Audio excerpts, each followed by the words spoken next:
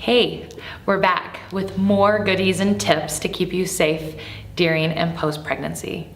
I'm Brooke, I'm the creator of the Bloom Method, and I'm super stoked that you chose to watch our YouTube channel. So today, we are going to chat about diastasis.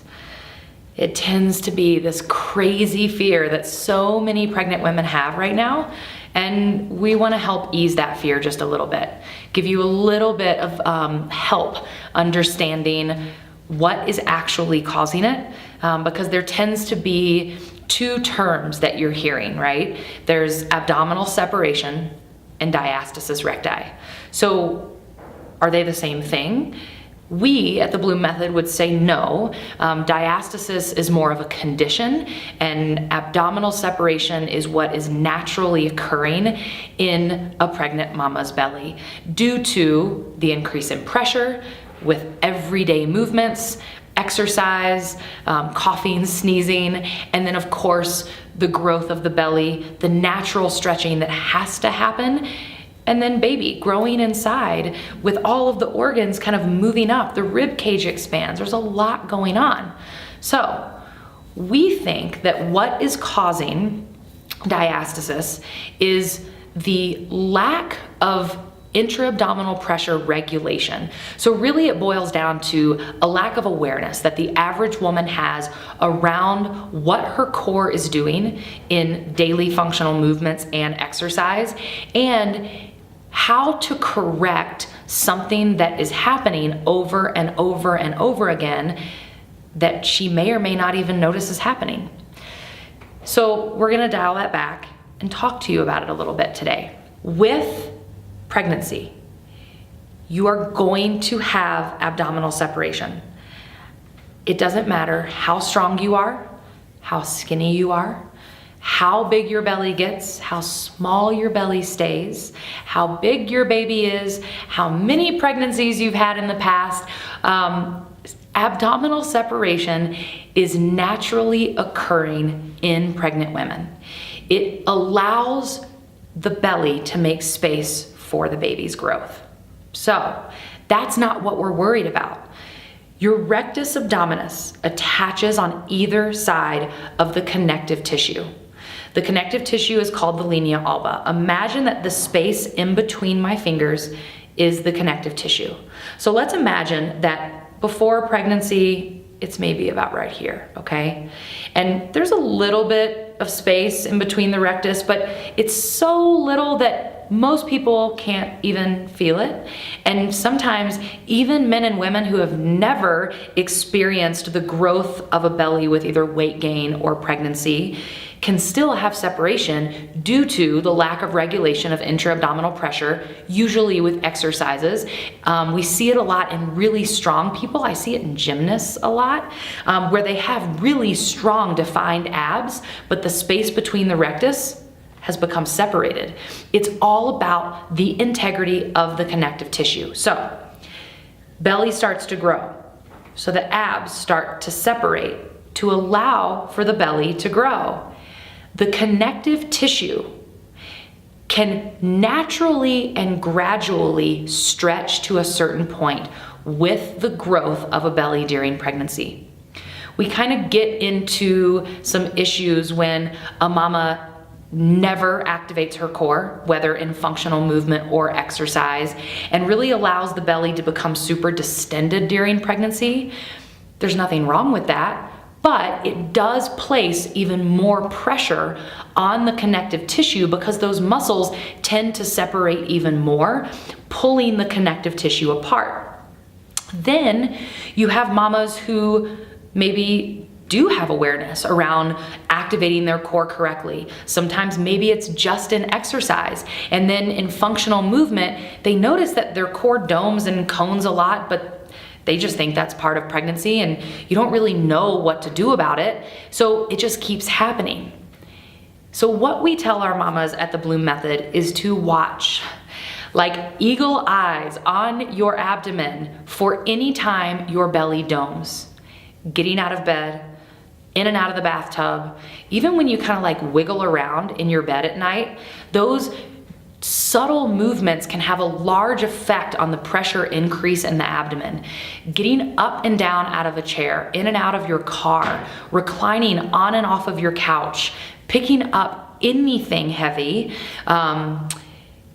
There are seriously so many things that can increase the pressure in your abdomen. So noticing that, trying to become aware of that, and counteracting it with a brace of the pelvic floor lifting and the TVA wrapping. That's going to counteract that pressure increase and allow you to regulate the pressure so that that doming doesn't happen. Every time you can not allow the doming to happen, you protect the connective tissue. Every time the doming happens, and let's face it, it's going to happen a couple to several handfuls of times throughout your pregnancy. That's not what we're worried about. What we're worried about is it happening over and over and over and over again with you not doing anything about it, with no one telling you that you should be doing something about it. Because every time that pressure pushes outward, which is what's happening, and your core domes down the middle, sometimes it even comes out wider to the entire rectus abdominis. But the idea is that what's happening is the top or the point of that dome or cone is at the connective tissue. It's like you're poking a finger in the connective tissue over and over and over again, until at some point you have damaged and weakened that connective tissue to a point that post-pregnancy, it doesn't rebound in a sense that would be more natural and supportive to your pregnancy. We've got to give our bodies a hand. Our bodies are amazing machines that know exactly what to do during and post-pregnancy. The problem is that we're modern people, and I don't know that that's much of a problem, as is the lack of education around becoming modern people and moving the way that we do, and making sure that our core activation comes along with us. So, by no means am I telling you to activate your core all the time. In fact, activating your core all the time, even keeping the core braced a lot of your day, can create more dysfunction than you think. It's actually important to do the opposite, to let your core go, be aware of what your core needs to be doing in the way of stabilizing your spine and pelvis in certain movements. If you go on a 2-hour hike, bring some awareness to your core throughout the hike. Lift the pelvic floor, wrap the core for a little while, maybe 30 to 45 seconds to a minute at a time, to reintegrate that stability and then release it, let it go. It's more important that we let the core go the majority of the day than we are activated.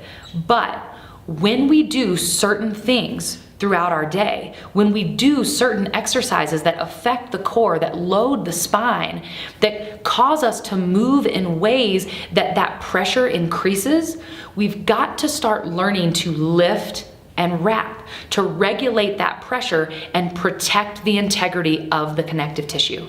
If you can learn to protect the connective tissue throughout your pregnancy and then in those early days postpartum, and really for life, but there is a little bit more vulnerability during pregnancy and early postpartum, you will drastically decrease your chance of not just diastasis, but also incontinence and prolapse.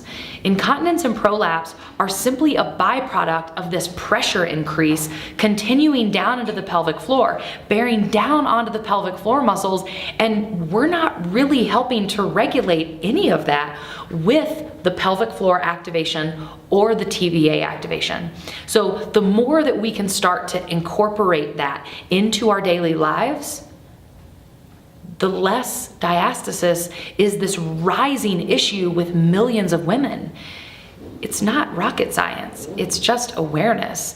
And taking the time to create the awareness that is necessary to protect yourself from injury. That's really all it is, protecting yourself from injury. So again, no, some separation is normal. It is naturally occurring. There is nothing we can do about it. And in fact, it's safer to allow that to naturally happen than to try to stay activated to correct it. Don't do that. No bueno. What we need to do is not let the doming happen. Catching the doming happening as much as we can, and even better, catching the pre-doming happening. So knowing when the core is starting to build pressure. It's really, again, all about that awareness and feeling your body, really being in your body. And as you do a movement that increases the pressure, you counteract it, lift and wrap. You will notice the doming completely disappear.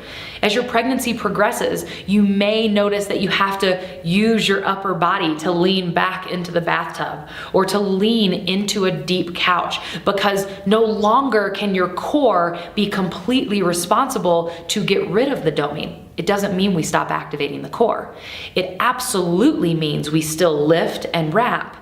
And then if we still see a little bit of pressure increase, we then take that extra weight off of the core to use the upper body to help guide us back.